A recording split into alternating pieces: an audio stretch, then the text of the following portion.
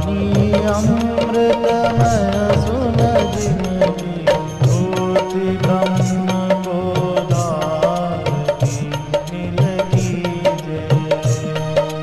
ज्योति ब्रह्म वसुदेव सुतं देवं कंस चाणूरमर्दनं देवकी परमानंदं कृष्णं वंदे जगद्गुरुं। कृष्णं वंदे जगद्गुरुं। कृष्णं वंदे जगद्गुरुं। हम भगवान श्री कृष्ण की जगत गुरु के रूप में वंदना करते हैं।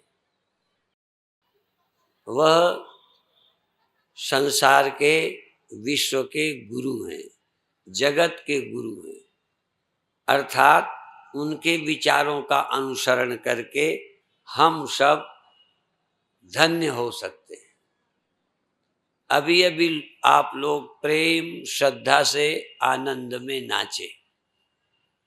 जब तक शरीर रहेगा किसी न किसी रूप में सुख की अनुभूति होती है, पर वह सुख की अनुभूतियां बदलती रहती हैं। कभी सोने का, कभी खेलने का, कभी गाने का, कभी नाचने का, कभी हंसने का, कभी कभी रोने का भी। सबका आनंद। जब भोजन करते हो तो मीठे का भी स्वाद लेते हो, खट्टे का भी लेते हो और कड़वा मिर्चे का भी लेते हो। और जिसको बड़े प्रेम से करे खाए उसका भी स्वाद आने लगता है। कई लोगों को मिर्चे से कड़वाहट का आनंद नहीं लगता, पर खाने लगे तो उसका भी शीशी भी करते जाते हैं और आनंद भी आता है।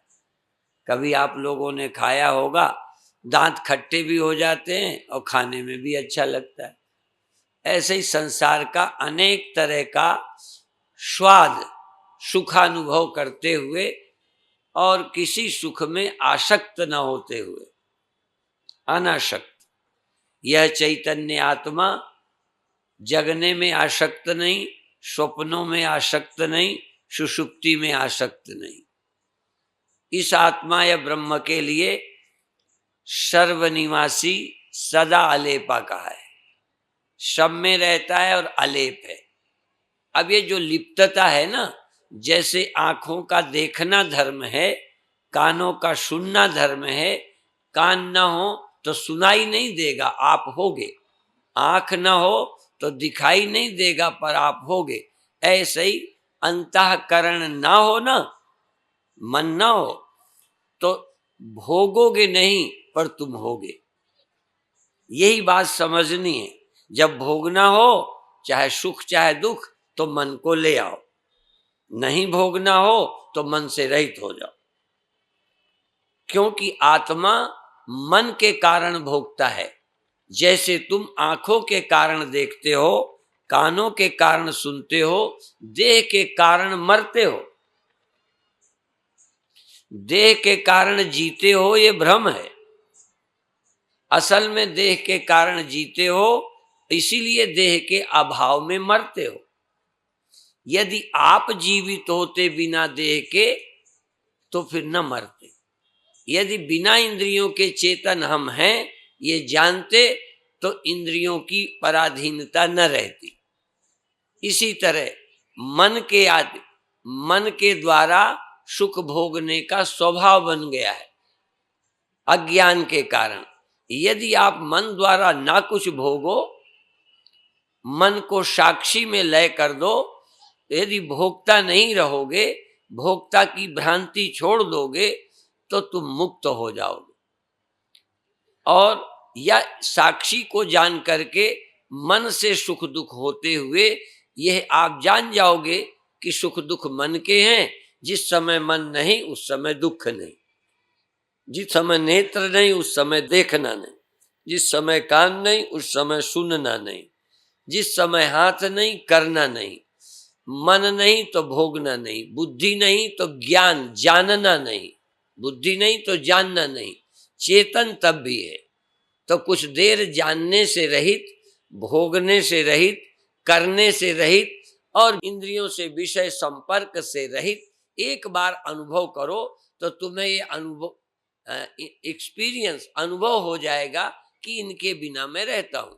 इसलिए साधना करनी है, इसलिए चिंतन करना है कि जैसे इनके द्वारा हमें ये अनुभव होते हैं कि हाँ अभी अभी मन बुद्धि इंद्रियां ना हो तो शायद आपको लगेगा हम रहेंगे ही नहीं, अपनी जैसे मृत्यु ही हो जाएगी। इसलिए आम व्यक्ति शरीर के अभाव को अपनी मौत समझते हैं। अब भोगने के लिए मन रहता है तो ये दुख भी भोगता है। वेदांत कहता है कर्तापने की भ्रांति, भोक्तापने की भ्रांति, जन्म मरण की भ्रांति, आवागमन की भ्रांति। हम आते जाते हैं ये एक भ्रम है, हम करता है ये एक भ्रम है, हम जन्मते मरते हैं ये भ्रम है। 5 भ्रांतियां हैं आवागमन की, माने आने जाने की। हम कहीं से आए हैं कहीं जाएंगे ये लगता है, ये नहीं लगता ना होता तो फिर बात ही नहीं। जैसे स्वप्न होता है, चाहे भले भ्रांति है भले स्वप्न है, पर हुआ तो जागे तो मालूम पड़ा। ऐसे करता है हम करता है ये हमें लगता है। अब लगने को ही तुम मान लेते हो कि हाँ ये सच है। ये जो कर्तापना है और भोगतापना है, भोगने लगते हो, तुरंत भोगते हो, लाभ को हानि को मान को अपमान को आप भोगते हो। ये भोगना कैसे जावे? हम क्या करें कि हम भोगे नहीं। भगवान कृष्ण ने यही कहा है कि कर्म नहीं छोड़ो पर फल नहीं भोगो। कर्मों के द्वारा होने वाला फल सुख दुख नहीं भोगो। तुम भोगने लगते हो। थोड़ा सा धन हुआ तो धनी होना भोगते हो, पद मिला तो बड़ा होना भोगते हो, तुरंत भोगते हो। मन तुरंत, हमारी समझ कर्तापने से भोक्तापने से आबद्ध हो गई है। भगवान कृष्ण ने जोर दे के कहा कर्मण्येवाधिकारस्ते मां फलेषु कदाचन। फल में कभी अधिकार ना हो। फल तुम अंदर से भोगो ही मत, फल का त्याग कर दो। सब कुछ त्याग करो, फल न त्याग करो तो मुक्त नहीं होगे। इसलिए त्यागात शांति निरंतरम निरंतरम। त्याग से शांति मिलती है। क्या त्यागना? भोगना। भोगना छोड़ो। और तुम भोगते हो इसीलिए दुखी हो। क्या करें कि हम सुख दुख ना भोगें? और सुख दुख ना भोगोगे तो स्वर्ग क्या करोगे? स्वर्ग की क्या जरूरत? वहां भी तो भोग ही है। और देह का क्या करोगे यदि भोगना नहीं? भोगने के लिए तो देह प्राप्त किया है। जन्मों जन्मों से भोगने की आदत थी तो भोगने के लिए शरीर पहन लिया, क्योंकि बिना शरीर इंद्रियों के आप भोग नहीं सकते। तो अपने कर्मों का फल भोगने के लिए देह प्राप्त करते हो। और जब देह प्राप्त करते हो तो कर्मों के अनुसार तुम भोगते हो। यदि कर्म आप करो भोगना न चाहो, भोगने का ख्याल ना हो, मान लो आप देश की सत्ता संभालो तो काम करो देश का, पर भोगो नहीं। क्या भोगोगे? पद को खाने लगते हो कि मैं बड़ा हूं। और यदि मौका ना मिले कोई और देश संभाले तो तुम दुखी हो जाते हो। ये नहीं लगता कि मेरी झंझट कटी, ये संभाल रहा। और दूसरी भी समस्या है, कई बार जो सत्ता पर जाता है वो अपने भोगने के लिए औरों को दुखी करता है, दूसरे के अधिकार छीनता है। इसलिए लोग चाहते हैं ये ना जाए हम जाए, पर तू भी वही करता है। कोई ऐसा जो भोगे नहीं, ऐसे तन में आए जो भोगने को ना आए। भगवान कृष्ण जब शरीर में आते हैं तो साफ कहते हैं कि मुझे कुछ भी कमी नहीं है, मैं यहाँ भोगने के लिए नहीं आया, मैं कोई फल इकट्ठा करने नहीं आया, मैं तो औरों को समझाकर मुक्त करने आया हूं। ये जो सोच है, तो यदि कृष्ण भी भोगने आए तो जीव हो जाएंगे, और जीव भी यदि भोगना छोड़ दें तो ये शिव हो जाएंगे। यदि सत्ता में जाकर भोगते हैं तो ये कंस और रावण हो जाते हैं, और यदि सत्ता में बैठकर कोई न भोगे तो रावण भी राम बन जाता है। भोगना ही हमें राक्षस बनाता है, भोगने के लिए ही हम राक्षस बनते हैं, भोगने के लिए हम अत्याचारी बनते हैं, भोगने के लिए अपने जीने की आशा से दूसरे की हत्या करते हैं, पद के सुख के लिए दूसरे अच्छे को भी आने नहीं देते। ये जो भोग है यही हमको अत्याचारी बनाता है, फल में आसक्त करता है, और फल में आसक्त करके हमें बंधन करता है। भगवान कृष्ण कहते हैं न माम कर्माणि लिम्पन्ति न मे कर्म फलेश प्रिया। मुझे कर्म फल की इतनी भी स्पृहा नहीं है। जैसे कोई गद्दी में जाए और सौगंध करे कि मुझे पद का शौक नहीं है, यदि देश का काम करना है तो मुझे सौंपो, नहीं तो मैं तो ऐसे ही आनंद में हूं। इसीलिए जो उत्सुक हैं उनको नहीं जिताना चाहिए। जैसे कृष्ण आना नहीं चाहते, हमारे दुख को देखकर कृष्ण आते हैं, ऐसे ही देश को बिगड़ता देखकर जो देश के भले के लिए आता है वो राजनीति में कृष्ण ही है। पर जो लूटने के लिए, घसोटने के लिए कुर्सी में जाए, चाहे घर में जाए, चाहे किसी संस्था में, किसी आश्रम में बैठे, वह रावण हो जाता है जो भोगना शुरू करता है। इसीलिए रावण के 10 मुख हैं। तुम क्या समझोगे, तुम्हारे तो एक ही मुख है। रावण 10 मुखों से खाता है, अर्थात जो जिसे बुराई देखने के लिए 2 आंखें नहीं, हजारों होती हैं। दूसरे की निंदा करने के लिए एक जबान नहीं, हजारों जबानें हैं, बहुत चट चट चट चट करते हो। इसी तरह से राक्षस वो है जिसके भोगने के लिए 10 मुख हैं, छकता ही नहीं, और जिसके भोगने के लिए मुख नहीं चाहिए, जो भोगना चाहते ही नहीं। इसीलिए जागृत में हम सब के भी 19 मुख हैं। रावण के तो 10 थे, उपनिषद पढ़ो तो पता चलेगा कि हमारे 19 मुख हैं। तो रावण के भी हम बाप हैं। रावण तो 10 मुख से भोगता था, हमारे 19 हैं। चतुष्टय अंतःकरण, अंतःकरण मन बुद्धि चित्त अहंकार, 5 ज्ञानेन्द्रियां, कर्मेंद्रियां, इन सब से भोगते हैं, कुछ करके, कुछ देख के, कुछ सुन के। इसलिए सुनने में भी गड़बड़ करने लगते हैं। जो नहीं सुनना सुनते हैं, जो नहीं देखना देखते हैं। क्यों देखते हो? मजा आता है गंदे चित्र देखने में। अर्थात भोगी आदमी भोग के लिए देखता है, पर जो मुक्त हैं उनको ये दिखाई पड़ते हैं, आंखें हैं, पर वो आंखों से कुछ भोगते नहीं, वो अभोक्ता हैं। अभोक्ता, आंख से नहीं भोगते, कान से नहीं भोगते, मन से नहीं भोगते, बुद्धि से नहीं, अर्थात अपनी समझ से भी भोगने का ख्याल नहीं है। सब कुछ है पर अंदर भोगने की लिप्सा नहीं है। ये छोटी सी बात नहीं है। इतना ही कर लो तो तुम राम हो गए, और इतना नहीं करोगे तो छोटे रावण हो या बड़े हो तो रावण ही। ध्यान रखना, वो जरा ज्यादा ताकतवर रावण था, तुम्हारी ताकत कम है, पर ख्याल रावण ही वाले हैं।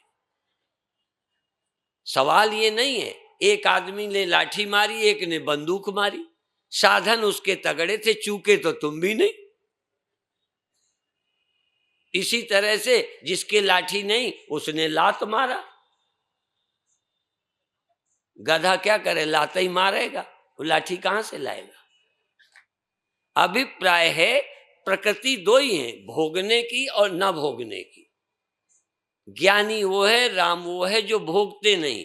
यदि गद्दी मिल गई तो बड़प्पन नहीं आता, वनवास हो गया तो हीन भावना नहीं आती, भोग ही नहीं रहे। वही न जंगल भोगते हैं न गद्दी भोगते हैं, वो अभोक्ता हैं और सदा प्रसन्न हैं। क्योंकि भोगी आदमी को जब भोग नहीं मिलता तो कुम्हलाता है, उदास हो जाता है, भूखा है, दीन हो जाता है। और जो खाता ही नहीं, भोगता नहीं, यदि उसके सामने भोग ना आए तो दीन नहीं होता, हीन भावना नहीं आती। इसलिए जिसको अहंकार है वो गद्दी भी भोगता है और वनवास भी भोगता है। राम न गद्दी भोगते हैं न वनवास भोगते हैं। और यदि जिस दिन तुम भोगना छोड़ दोगे तो तुम राम हो जाओगे, नर से नारायण हो जाओगे, राक्षस से देवता हो जाओगे। बस भोगना बंद करो। ये भोगने की लिप्सा से तुम काम कर रहे हो। पूजा पाठ भी करते हो तो इरादा भोगने का है, तरीका अच्छा है, धर्म पूर्वक भोगते हो, उनसे अच्छे हो, नीति प्रीति मर्यादा में रहकर भोगते हो तो अच्छे हो। लेकिन भोगना ही अपने आप में बंधन है। एक तो कुकर्म करके बुरा भोगता है, एक थोड़ा सात्विक ढंग से भोगता है। एक महात्मा हमारे कहा करते थे, एक बाकायदा पाप करता है, बाकायदा, इसलिए कानून में नहीं आता, तो बाकायदा जेल में है। बाकायदा अर्थात विवाह करता है, परिवार बनाता है, बाकायदा बंधन में है, जेल ही में है। और एक बेकायदा करता है और वो जेल में जाता है। जेल दोनों है। आप विधिवत चलकर, एक कानून में चलकर जो कर्म करते हो वो उत्कृष्ट कर्म है, निकृष्ट तो नहीं है, पर फिर भी कर्म और भोग बंधन करता है। अधर्म को तो भोगना ही नहीं, अधर्म तो भोगने के लिए करना नहीं, भोगने के लिए तो धर्म भी नहीं करना, भोगने के लिए।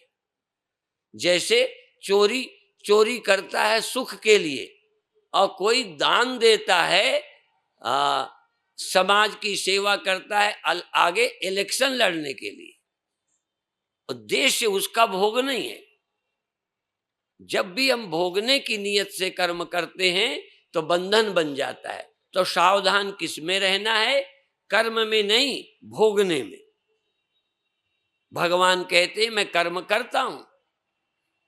हाँ, भगवान कर्म कर रहे हैं पर भोगने के लिए नहीं कर रहे। वो योगी हैं, भोगी नहीं है। अब यहां योगी और भोगी का ही मतलब है। जो भोगी हैं चाहे वो क्या भोगें, जो पाप नहीं करते वो भी भोगी हैं, वो पुण्य का फल भोग रहे हैं। जो चोरी करते हैं वो जेल और अपमान का फल भोगते हैं, जो दान करते हैं वो मान और यश को भोगते हैं। भोगने से रहित नहीं। भगवान कृष्ण कहते हैं मैं भोगता नहीं हूं, मैं भोगने के लिए आया ही नहीं हूं। मेरे को कमी क्या है जो मैं भोगने आऊं? मैं तो आनंद स्वरूप हूं। भगवान सत हैं, भगवान चित हैं, भगवान आनंद हैं। अब आनंद को क्या चाहिए? सब लोग तो आनंद भोगते हैं, आनंद को भोगने के लिए कर्म करते हैं। तो आनंद क्या करे? आनंद के लिए जो आनंद भंडार है और जो आनंद का सागर है, वो कितना पानी और डाले कि आनंद बढ़ जाए। तो भगवान कृष्ण का आनंद किसी क्रिया से, किसी वस्तु से बढ़ता नहीं। नदियों के गिरने से जैसे सागर नहीं बढ़ता। आप जानते होंगे, ये सब पढ़ रखा है, सुन रखा है, विज्ञान का युग है। नदियों के जाने से सागर नहीं बढ़ता। ऐसे ही कृष्ण तो आनंद के सागर हैं। यदि विषय आ जाए, मान आ जाए, कुछ आ जाए, तो भगवान का आनंद बढ़ता नहीं। कोई चीज में जोड़ो तो बढ़ जाती है। आ और आ मिलके बड़ा आ बन जाता है। एक एक रुपया मिलके 2 बन जाता है। इसलिए सबका बढ़ता है। और भगवान पूर्ण है, तो पूर्ण में क्या बढ़ाओगे? हर चीज बढ़ती है, पर पूर्ण में कितना जोड़ो पूर्ण ही रहेगा, और कितना निकालो पूर्ण ही रहेगा। इसलिए पूर्णमदः पूर्णमिदं पूर्णात् पूर्णमुदच्यते पूर्णस्य पूर्णमादाय पूर्णमेवावशिष्यते। पूर्ण में से पूर्ण निकालो, पूर्ण में पूर्ण डालो, पर पूर्ण का पूर्ण ही रहेगा। कुछ भी नहीं बढ़ सकता। अर्थात परमात्मा में, ब्रह्म में कुछ प्लस और माइनस नहीं होता। और होता है तो वो ज्ञानी नहीं है। अब देखो, फिर वही बात बड़ी सरल, पर तुम ये ना सोचो कि ये बोल चुके हैं स्वामी जी, नहीं बोल चुका, दृष्टांत तो वही है, पर नई बात बोलता हूं। इसमें क्या बढ़ा है, बोलो? गांठ बढ़ी है, ठीक है। हाँ, कितनी बढ़ा लो बढ़ती जाएंगी, ठीक है ना। हाँ, तो गांठें बढ़ी हैं, और गांठों से कपड़ा भी बढ़ा ना। हाँ, छोटा हो गया, कम हो गया ना, कपड़ा कम हो गया, बोलो। अब कम हो गया, तुम्हें तुम्हारी आंखों से, तुम अकल से देखो कितना कम हुआ है। तुम आंखों से देखते हो, तुम सिकुड़ा सा देख रहे हो, असल में उस गहराई को देखो। कपड़ा ना तो बढ़ता है ना घटता है, और यदि घट गया होता तो गांठ हटाई है, बढ़ गया कपड़ा, और गांठ लगाई, घट गया कपड़ा। यही तो ना समझिए, ये तुम अभी कृष्ण की तरह नहीं सोचते। ये कपड़ा यदि कृष्ण होता तो कहता मैं कुछ करने से बढ़ता नहीं घटता नहीं। ये असल में अज्ञानी जीव है। तुम अज्ञानी जीव की भाषा में सोचते हो, तो ये कपड़ा सोचता है मैं घट गया, मैं बढ़ गया, ये हो गया। कपड़ा कपड़ा रहा, क्या बढ़ा सकते हो? एक धागा तो नहीं बढ़ाया, एक धागा तो नहीं घटाया, वो तो उतना ही है। ऐसे ही अज्ञानी ना समझ झूठी कल्पनाओं से, ख्यालों से अपने को किसी चीज से जोड़कर समझते हैं बढ़ गए। यदि ये अज्ञानी कपड़ा गांठ को देख के तो ये भी सोच सकता है एक तरफ से तो घट गया गांठ लगने से, और एक तरफ से बढ़ भी तो गया, 3 हो गए, 4 हो गए। बात ये देखो, बढ़ना भी तो लग सकता है कि हाँ पहले मैं अकेला था, अब इतने हो गए, बहुत हो गए। ये बढ़ना भी भ्रम है और घटना भी भ्रम है। इसलिए जीव घटते बढ़ते हैं। एक गणित पहले हमने सुना था, तुम्हें भी बता दें। जो भगवान है वो 9 की तरह है, 9 की तरह। 9 दून 18, पहले 9 था, और 9 दून 18 को जोड़ो 9 हो गए, और 9 तिरिक 27, बोलो 9। 9 था, दुगुना किया 9, तिगुना किया 9, चौगुना किया 36, क्या हुआ? और 9 पन्ना 45, क्या हुआ? और 9, मुझे तो पहाड़ा ही नहीं आता। अब देखो, और 9 सते 56, अरे नहीं 9 सते 63, अब भूल गए ना। 9 सते 63 कितना? और 9 8 72। अब कितना, 9 को कितने ज्यादा बढ़ा दो, जोड़ उसका 9 होगा। और जरा 8 को जरा करो, 8 दूना 16, क्या रह गया? 7 लो, और 8 तिरका 24, 6। ये हालत है, देखो करा तो गुणा, जोड़ में घट गया। ये जीव जो है ये 8 की तरह घटता बढ़ता है। 8 8 64, और 6 और 4 1 रह गया, फिर बढ़ना शुरू कर देगा। 8 को करते रहो, घटता जाएगा, फिर और 8 8 64 हो गया, और 8 9 72, अब 9 हो गया, और फिर 8 दहिया, फिर 8 का 8 रह गए, फिर आगे बढ़ा दो, बस चक्र चलता रहेगा। जीव 8 की तरह इसी तरह चक्कर में आता है, और परमात्मा बिल्कुल नहीं बढ़ता, बिल्कुल नहीं घटता। इसलिए भगवान कृष्ण कभी कोई चिंता नहीं करते। इसलिए गीता, आज अभी हम एक विद्यालय गए, मारवाड़ी कन्या विद्यालय, बालिका इंटर कॉलेज, तो वहां भगवान कृष्ण की हमें प्रतीक चिन्ह दिया। भगवान कृष्ण ये प्रतीक हैं, आराध्य हैं, इष्ट हैं, हमारे आदर्श हैं। यदि कृष्ण के ज्ञान को ले लो, कृष्ण का ज्ञान। कथाकार ये भी कहते हैं कृष्ण का ज्ञान लेना है और राम का आचरण लेना है। राम का आचरण तुम्हारी जिंदगी को ठीक रखेगा और भगवान कृष्ण की गीता, भगवान कृष्ण का ज्ञान तुम्हें मुक्त रखेगा। मुक्त रहना है तो कृष्ण का ज्ञान लो, और जीवन अच्छा रखना है तो राम का चरित्र लो। इसलिए आपको दोनों, इस कलयुग में राम और श्याम बस दो ही हैं, इन दोनों में से। और शिव तो हैं तो, पर शिव तो कोई ज्ञानी होवे भोले बाबा की तरह। हाँ, अब भोले बाबा पहाड़ में रह लें और घर में रह लें, बिना घर रह लें, भूत प्रेतों में रह लें, और शादी में कितना उपद्रव।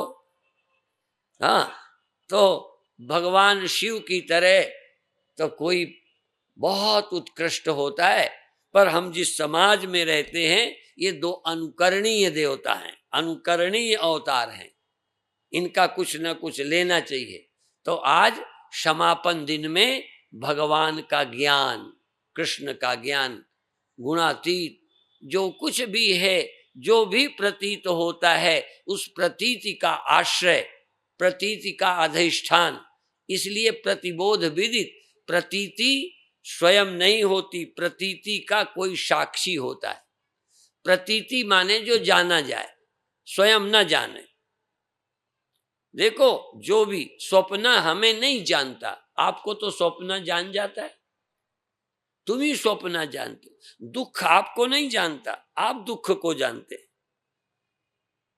तो जो जिसके कारण सारी प्रतीति होती है, उस प्रतीति का जो स्व है, प्रतीति का आश्रय है, प्रतीति का साक्षी है, वो तुम हो। प्रतीति जड़ है, अनुभूतियां जड़ हैं, अनुभूति का विषय चेतन नहीं है। इसलिए जो जो अनुभूति होती है सब जड़ात्मक है। पर जिसको ये अनुभूति हो रही है, जिसके आश्रित ये सब चेतनता तक सब कुछ जिससे उपजता है, जिसमें शांत हो जाता है, तद ब्रह्म तज विजिज्ञासस्व, वह ब्रह्म है। ब्रह्म कोई ज्ञान में नहीं आता, ब्रह्म जाना नहीं जाता, पर ब्रह्म के बिना कुछ जाना नहीं जाता। इसलिए तुम जानने वाले हो, ये प्रारंभ में तो ठीक है, पर यदि जानने वाले हो तो फिर तुम्हारे अंदर प्रश्न उठता है, फिर नींद में क्या हो गया। तो ये जानने वाला एक ख्याल उस चेतन से पैदा होता है। जैसे बिजली से रोशनी पैदा हो जाती, पर रोशनी बिजली में सदा नहीं है, बिजली है, रोशनी नहीं। पंखा को चलाती है, क्रिया है, लेकिन वह इसके बिना भी है। यदि हम बिजली को रोशनी कह दें तो रोशनी न रहने पर, बल्ब फ्यूज करने पर, फोड़ देने पर ये कहोगे बिजली चली गई। आंखें न रहने पर ये बल्ब है, ये भी आंखें न रहें तो चेतन चला गया। इस तरह से मन न रहा तो चेतन मर गया, जड़ हो गया, सो गया। नहीं, यही समझना है कि चैतन्य आत्मा न पैदा होता है न मरता है, चैतन्य आत्मा न आता है न जाता है, चैतन्य आत्मा न सुखी होता है न दुखी होता है। सुखी दुखी होने का ख्याल मन का है। ये जितने यंत्र हैं इनके अपने धर्म हैं।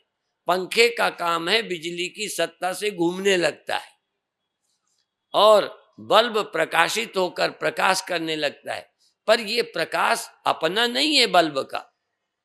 बल्ब में भी बल्ब का प्रकाश नहीं है, प्रकाश तो बिजली का ही है। इसलिए यदि बल्ब ये माने मैं प्रकाश हूं तो सदा रहना चाहिए।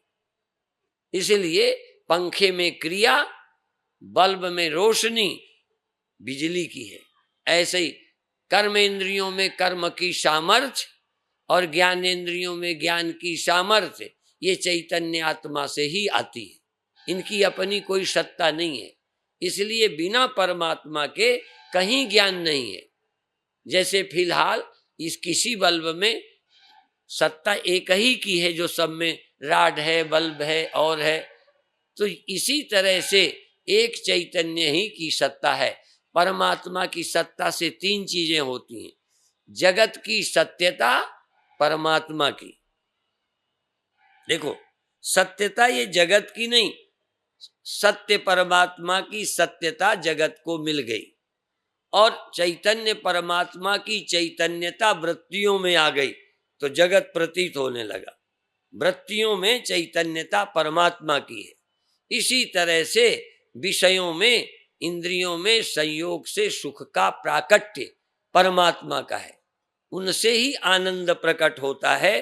तो ये बार बार विचार करो, धीरे धीरे अब तुम कुसंग करोगे नेताओं का तो तुम्हारी आदत भी वही बनेगी, संग करोगे संसारियों का तो वही दिमाग में डाल देंगे, तुम संग करोगे किसी योगी का, ज्ञानी का, तो धीरे धीरे इन पर विजय हो जाएगी।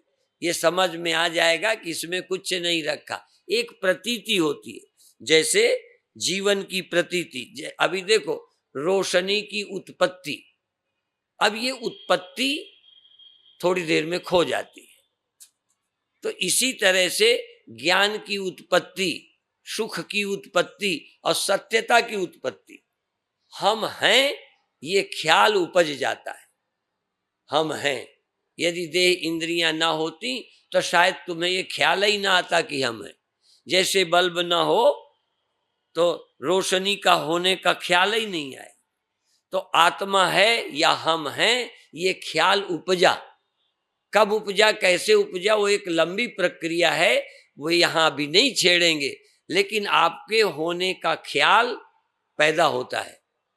आपको नहीं होता ना, गहरी नींद में होने का ख्याल था, यहां से ना बताओ, यहां से कहोगे हाँ उस समय थे, लेकिन उस समय आप ये सोच रहे थे हम हैं। नींद में आपको अपने होने का ख्याल था, और यदि होने का ख्याल था तो ये कभी ख्याल था कि मरेंगे कि जिएंगे, या कभी ख्याल था तो कोई कमी का ख्याल था, और कमी का ख्याल होता तो उस समय चिंता और गरीबी सताती। जब तक आपको अपने होने का ख्याल है तो आपको छोटा बड़ा होने का ख्याल, इसलिए अपने होने के ख्याल के सहारे, जैसे कपड़े में कई रंग लगा देते हैं, छापते हैं कपड़ों को, डिजाइनें बनाते हैं, ऐसे ही आपके मैं हूं के ख्याल में सारी चीजें आरोपित हैं। एक चीज आई अज्ञान से, मैं हूं का ख्याल, इस मैं हूं के ख्याल में गरीब हूं, अमीर हूं, सुखी हूं, दुखी हूं, आदमी हूं, औरत हूं, नीच हूं, ऊंच हूं, ये सारा लद जाता है। और एक ये मैं हूं का ख्याल ही मायाकृत है।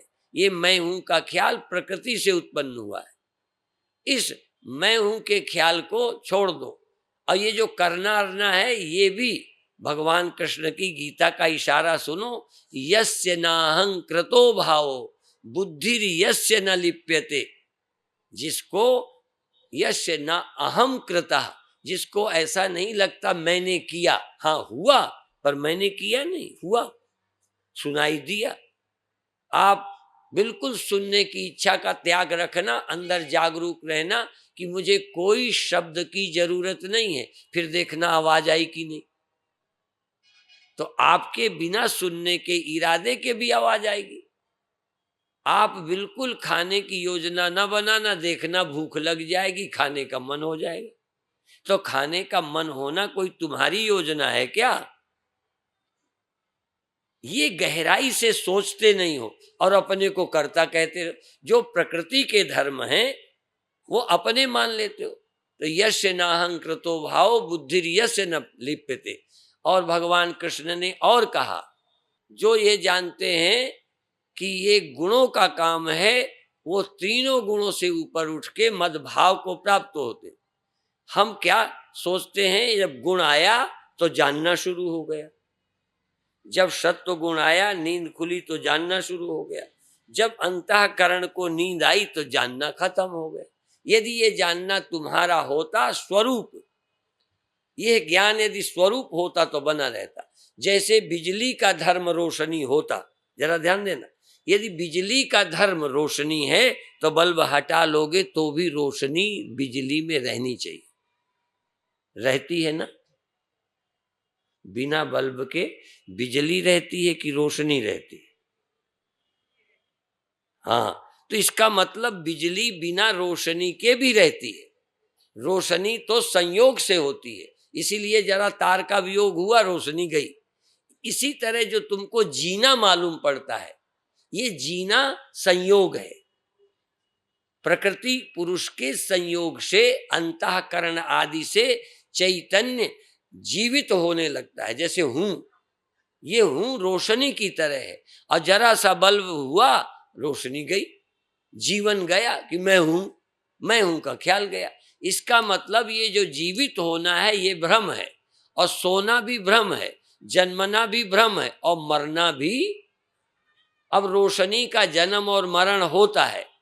अब रोशनी के जन्म और मरण को पीछे रहने वाली बिजली यदि रोशनी को ही मैं मान ले तो रोशनी बिजली पैदा हुई ये ज्ञान होगा।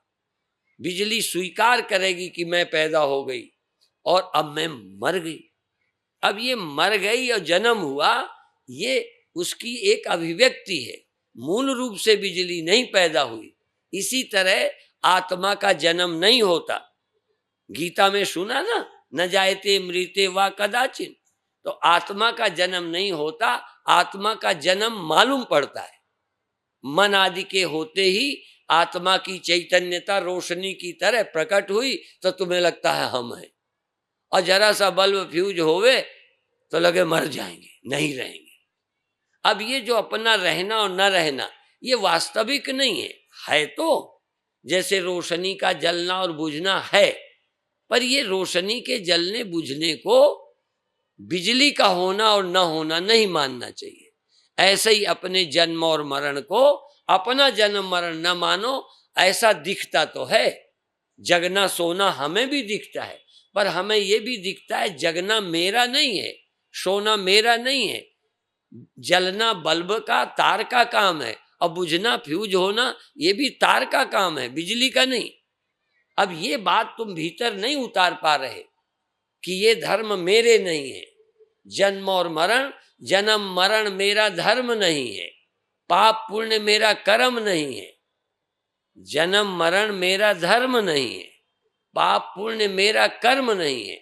मैं हूं सच्चित आनंद रूप, कोई कोई जाने रे। मैं सच्चिद आनंद रूप हूं, ये कोई कोई जानता है।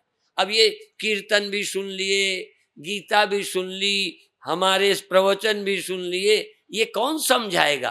तुम ही तर्क लगाकर जैसे बल्ब आदि का विचार कर रहे हैं ऐसे यहां भी विचारो। कौन जागा, कौन सोया, कौन आया, कौन गया, कौन सुनने लगा, कैसे सुनाई देने लगा, इस जिंदगी को खोजो।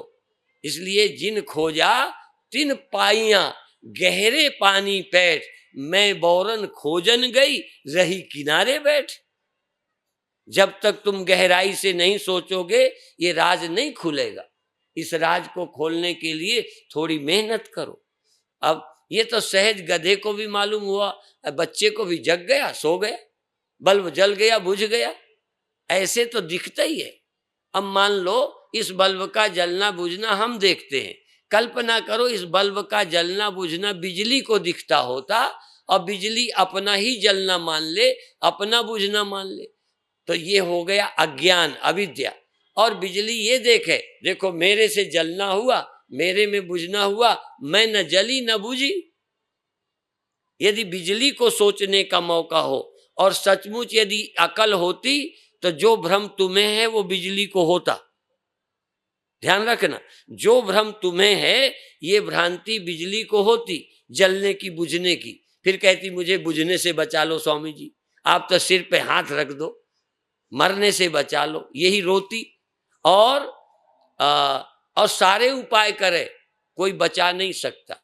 अब चूंकि बिजली को ही जगना दिखता है, बिजली को बुझना, अब यही तर्क लगाना है, हम बिजली को समझाएंगे, देख तुझी को जलना दिखता है ना, और तू ही बुझ जाने पर तू ही देखती है ना कि बुझ गई।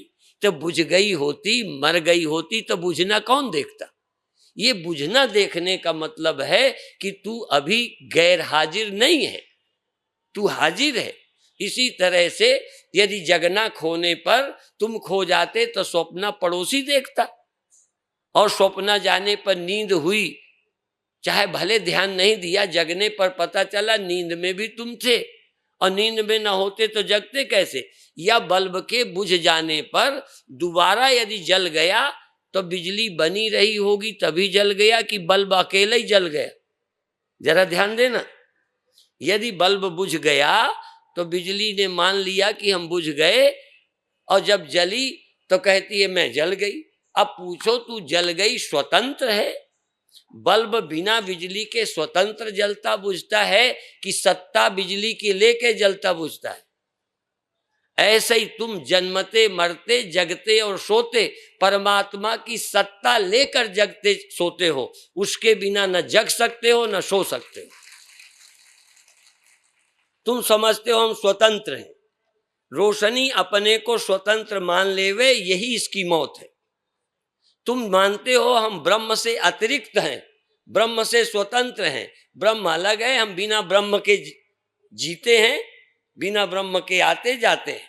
हम कहते हैं ब्रह्म की सत्ता के बिना न तुम जगते हो न सोते हो, न आते हो न जाते हो न करते हो। उसकी सत्ता ही है सब कुछ।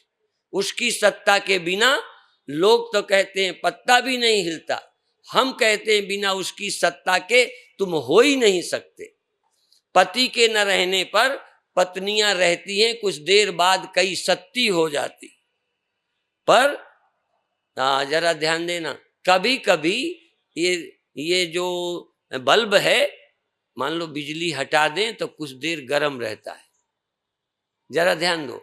और वो जो होता है ना, जो लाल लाल हो जाता है, क्या बोलते हैं जो गर्म करते हैं? हीटर। हीटर हीटर को गर्म हो जाए लाल, फिर तुम बिजली हटा लो तो थोड़ी देर गर्म रहता है। जैसे मरे आदमी की आंखें कुछ देर जिंदा रहती है, इसीलिए तो दूसरे को लगा देते हैं। दूसरे को लगने का कारण यही है, अभी बिजली हटा लो और गीजर, वो क्या बोलते हैं, वही हीटर को हाथ लगा दो, मजा आ जाएगा। क्यों? उसकी गर्मी। तो उसकी गर्मी से हीटर गर्म, और हीटर ताल ठोकता है कि मेरी गर्मी है। ये हीटर की गर्मी है कि बिजली की? तो तुम जो जिंदा होने का, हम जिंदा हैं, ये जो तुम्हारी अकड़ है उसकी सत्ता की है। इसी का नाम अज्ञान है कि जिंदा वो है, मानते तुम हो। तुम ये अपना जिंदा होना मरना होना तुम क्यों अलग मानते हो? क्योंकि तुम ब्रह्म से अपने को अलग समझते हो। हीटर अपनी अग्नि समझता है, हीटर अपनी गर्मी समझता है, इसलिए जलता बुझता मानता है। ये नहीं समझता कि मेरे पीछे कोई है। तो हर जीव अपने को स्वतंत्र समझ रहा है, अपनी इकाई, अपनी इंडिविजुअल एग्जिस्टेंस हर जीव समझता है मैं हूं। ये सोचता ही नहीं कि हम बिना परमात्मा के नहीं हैं। महात्मा गांधी जी ने एक बार कहा था, उनके वाक्य मैंने उनके हाथ के लिखे देखे हैं, कि ईश्वर है। क्यों? क्योंकि मैं हूं। मेरा होना ईश्वर के, ये रोशनी कह सकती है बिजली है। क्यों? क्योंकि मैं जल रहा हूं। मैं जल रहा हूं, ये सबूत है कि बिजली है। हाँ, एक चीज और उठाओ, हाँ, मेरा जलना उसके होने का सबूत है, पर मेरा बुझना उसके न होने का सबूत नहीं है। केवल तार को अलग करो तो रोशनी नहीं है, लेकिन बिजली है। तुम्हारा जन्म, तुम्हारा होना परमात्मा के होने का सबूत है, पर तुम्हारा सोना खोना परमात्मा के सोने का सबूत नहीं है। वो जग रहा है, इसलिए वो सदा जागता है, वो कभी अंधेरे में नहीं जाता। राम सच्चिदानंद दिनेशा, तह नहीं मोह निशा लवलेशा। वहां लवलेश निद्रा नहीं है, निद्रा तो इन्हीं में है, यंत्रों में। जलना बुझना यंत्रों में है। इसी तरह जगना सोना जन्मना मरना जवान बूढ़ा दिखना और दिखना बंद होना, ये सब माया और प्रकृति में है। परमात्मा में न आना है, न जाना है, न जन्मना है, न मरना है। और तुम जिस दिन इस प्रकृति के धर्म को समझकर पुरुष के स्वभाव को समझोगे, तुम परमात्मा पुरुष से अलग अपना अस्तित्व नहीं समझोगे, उस दिन तुम मुक्त हो जाओगे।